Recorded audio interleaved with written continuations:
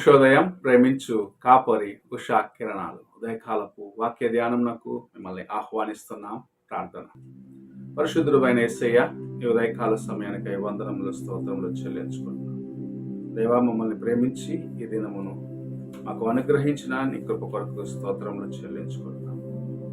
ఈ ఉదయకాలం నాయన ఆసక్తితో నీ వాక్యం కొరకు ఎదురు చూస్తున్నా ప్రతి ఒక్కరిని మీ కృపగల హస్తాలకు అప్పగిస్తూ నీ వాక్యము చేత నాతోనూ మాతోనూ మాట్లాడమని, వినగలిగిన చెవిని గ్రహించుకునే హృదయాన్ని మాకు అనుగ్రహించి ఆశీర్వదించి నడిపించమని, దేవా సిద్ధపడ్డ ప్రతి ఒక్కరితో మాట్లాడమని యేసు పరిశుద్ధ నామమున అడిగి వేడుకుంటున్నాను పరమ తండ్రి, ఆమేన్. ఈ ఉదయకాలపు వాక్య భాగము కొరింథీయులకు రాసిన మొదటి పత్రిక 15వ అధ్యాయము 2వ వచనము నుండి 4వ వచనం వరకు ఉన్న వాక్య భాగమును చదువుకుందాం. మీరు దానిని అంగీకరించితిరి, దాని యందే నిలిచియున్నారు.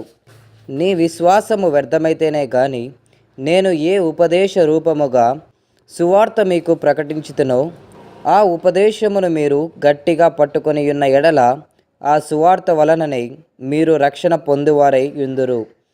నాకు ఇయ్యబడిన ఉపదేశమును మొదట మీకు అప్పగించితిని. అదేమనగా, లేఖనముల ప్రకారము క్రీస్తు మన పాపముల నిమిత్తము మృతి పొందెను, సమాధి చేయబడెను, లేఖనముల ప్రకారము 3వ దినమున లేపబడెను.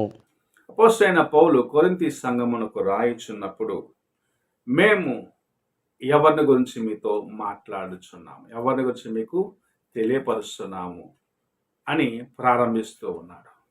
మన కోసము సిలువ వేయబడి మరణమును అనుభవించి 3వ దినమున మరణమును జయించిన యేసు ప్రభుని మీకు ప్రకటిస్తున్నాము అన్న కార్యమును చెప్పటం చూడగలము.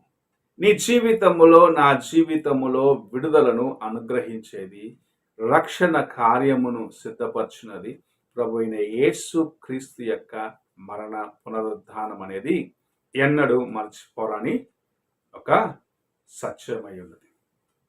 ఆయన మరణించి ఆయన తిరిగి లేకపోతే నీకు నాకు పాప క్షమాపణ లేదు. నీవు లోకములోనే పాపములో నశించిపోవలసిన ఒక వ్యక్తిగా ఉన్నావు.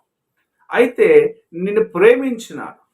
ఆదాము నుండి నీలో ప్రవేశించిన పాప బీజము, ఆ పాప స్వభావం నుండి నీవు విడుదల పొందాలి అన్నట్లయితే ఒకే మార్గము, నీ కోసము ప్రభు తన ప్రాణము అర్పించి తన రక్తము చేత నీ కోసము విడుదలను, నా కోసము విడుదలను సిద్ధపరచడానికి తన్ను తాను రిక్తునిగా చేసుకొని ఈ లోకమునకు దిగి వచ్చి 33.5 సంవత్సరములు జీవించి 3.5 సంవత్సరములు సేవ చేసి అనేక మందిని స్వస్థపరిచి అనేకులకు నిజమైన మార్గమును చూపించి ఈ లోకం నుండి ఆయన తిరిగి తండ్రి యొద్దకు వెళ్ళిన ఈ సువార్తను మేము బోధిస్తున్నామంటే ఆయన యొక్క జీవితమును చూసాము, ఆయన మరణ పునరుద్ధానాల్ని చూసిన వారు ఆయన శిష్యులు ఉన్నారు అన్న కార్యమును ప్రకటిస్తూ ఎలాగూ ప్రభువు ద్వారాగా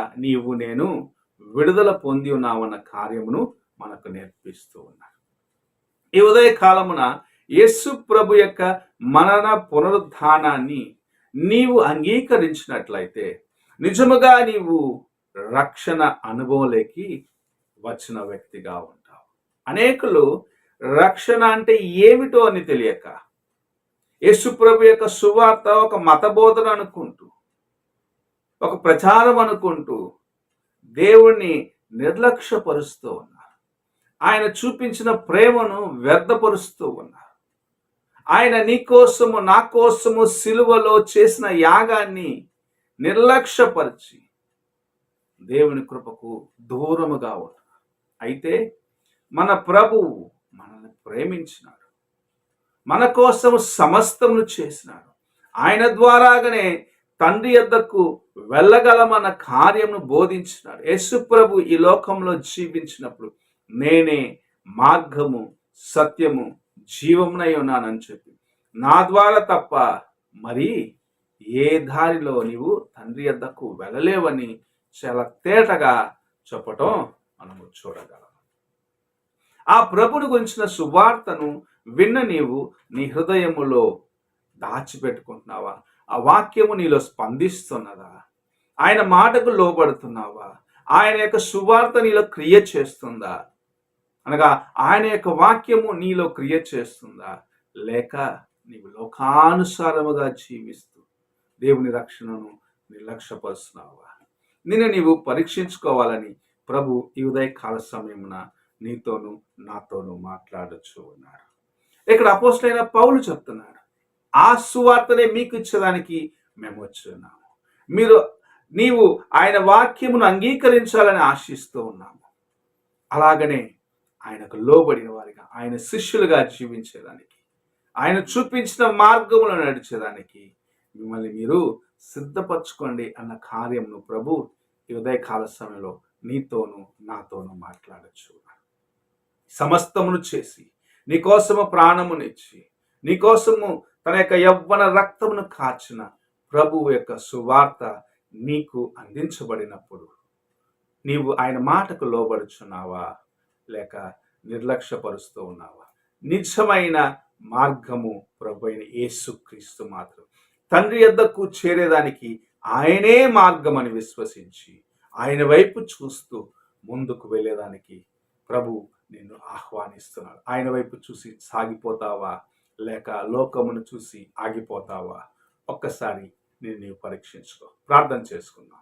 మమ్మల్ని మిక్కిలిగా ప్రేమిస్తున్న పరలోకపు తండ్రి, ఈ దినము మమ్మల్ని ప్రేమించి అనుగ్రహించిన నీ వాక్యమును బట్టి స్తోత్రములు చెల్లించుకుంటూ నీకు లోబడి నీ నాయన మార్గములో నడిచేదానికి, నీ వాక్యమును విన్న రీతిగా, నీ సత్యమును విన్న రీతిగా లోబడి నీ కార్యములను నీవు మా కోసము చేసిన కార్యములను జ్ఞాపకం చేసుకుని నీకు ఇష్టమైన వారిగా మా జీవితంలో మార్చుకొని జీవించే కృపను మాకు అనుగ్రహించమని, దేవా మా బలహీనతలను క్షమించమని, ఈ ఉదయకాల సమయంలో ఇంకా నీకు దూరముగా ఉన్న వారిని దేవా నీకు సమీపముగా నీవు ఆహ్వానిస్తున్నావని గ్రహించుకొని తమ యొక్క హృదయమును నీకు అర్పించుకునే కృపను దయచేయమని యేసు పరిశుద్ధ నామమున అడిగి వేడుకుంటున్నాను పరమ తండ్రి, ఆమేన్.